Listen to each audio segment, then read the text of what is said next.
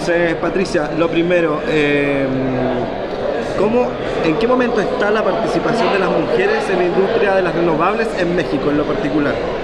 Pues está en un momento bastante interesante en donde hemos crecido y ubicado una red de mujeres pues bastante potente, grande, en donde hay muchas capacidades ya desarrolladas, en donde hemos tenido ya una experiencia de un pico de proyectos muy altos y pues han llegado a alcanzar bastantes mujeres muy buenas posiciones en México.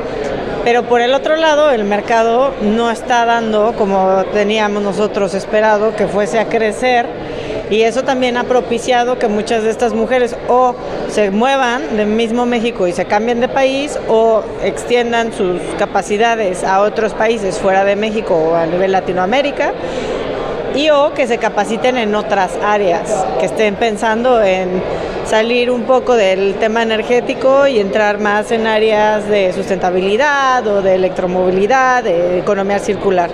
Eso es lo que está pasando ahorita. Está habiendo como una transformación del sector eléctrico en México porque se abrió un mercado y ahorita estamos en suspensión un poco de la apertura, pero pues eso es lo que nosotros vemos, ¿no? Que hay mucha capacidad ya en cuanto al desarrollo de la mujer. Sí sigue habiendo bastantes sesgos en muchas áreas de la ingeniería o de las carreras STEM en todos los países de América Latina que estamos atendiendo, pero pues hay mucha mujer muy capacitada en México que pues afortunadamente está ahí y está desaprovechada sin encontrar oportunidades de desarrollar proyectos o de crecer en industrias de suministro, porque todavía no hay una cadena de suministro estratégico. Hay posibilidades, sí, o sea, lo que se comenta ahorita es que México va a abrir sus puertas al nearshoring y que esta industria va a seguir creciendo, pero todavía no tenemos como muchas proyecciones de aquí a un par de años, ¿no? ¿Y de qué manera podría indicar en términos de mercado o de competitividad de México cómo ha afectado este estancamiento de la industria de las renovables en México? Lo pregunto en particular, por ejemplo, en el caso de la eólica, está ahí porque tampoco está siendo impulsado o propiciado por el gobierno de AMLO. Yo creo que el impacto que ha tenido México de detener las renovables para los privados ha sido un impacto que no nada más ha venido a México, sino que ha sido en toda la región, ¿no?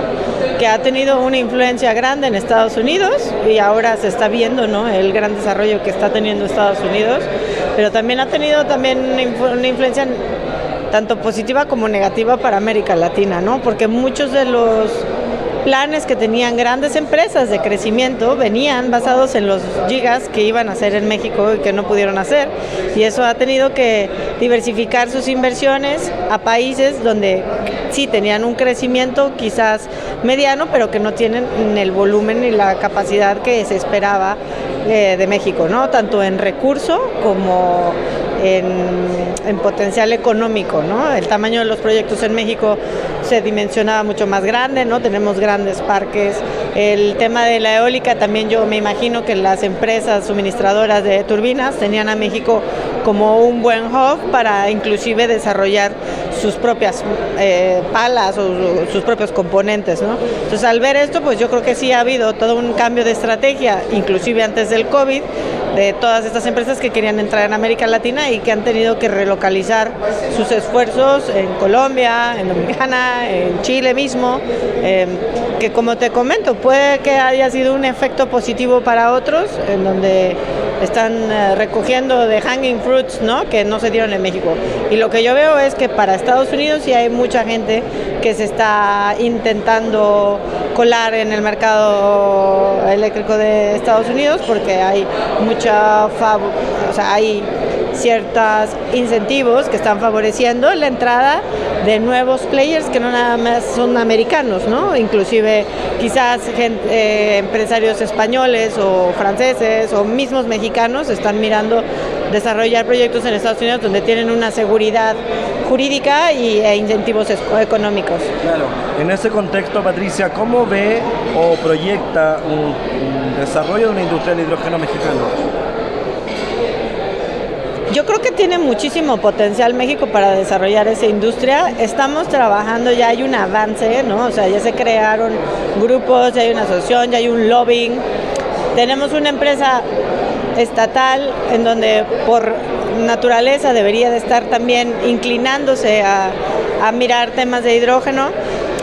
La hoja de ruta está hecha, pero bueno, necesitamos primero tener renovables, y para tener renovables necesitamos que se habilite el tema regulatorio, necesitamos que se habilite el tema de transmisión y el tema de infraestructura, para que a los inversionistas que quieran hacer hidrógeno en México, pues les dé esa sensibilidad y esa estabilidad, ¿no? Nosotros hemos tenido clientes que han estado mirando factibilidades en México porque le ven el gran potencial por todo el recurso y la posibilidad que hay de tanto de exportar como de producir y de atender a la industria de México, que es muy grande, pero que por falta de seguridad, ya sea seguridad física o la misma no resolución de ciertos permisos, les hace mirar a México como a un largo plazo, no a un corto o un mediano plazo.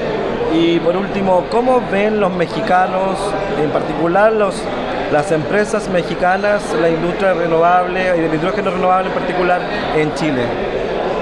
Pues yo creo que México muchas veces toma a Chile de referencia en ciertas prácticas, pero yo creo que a quien mira más es a Estados Unidos, ¿no? En el caso de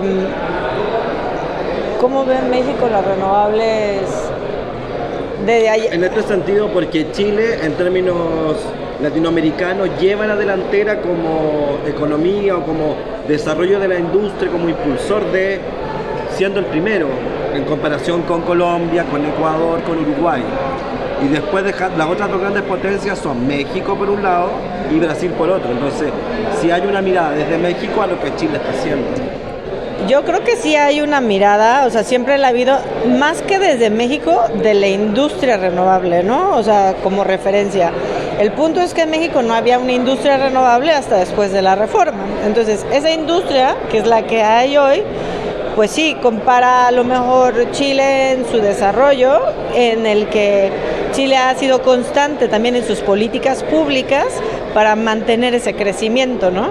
En donde también Chile quizás ha tenido esa posibilidad de explorar tecnologías como la CCP, ¿no? Que en México se inició, pero al final se quedó suspendida. Entonces yo creo que también el tema del hidrógeno se pueden tomar bastantes buenas prácticas para que México tome como un ejemplo Latinoamérica, ¿no? En particular Chile. Perfecto, súper, muchas gracias. ¿Listo? Sí, sí. Ah, pues ya está. Qué buena pregunta me hiciste. Qué buenas preguntas me hiciste.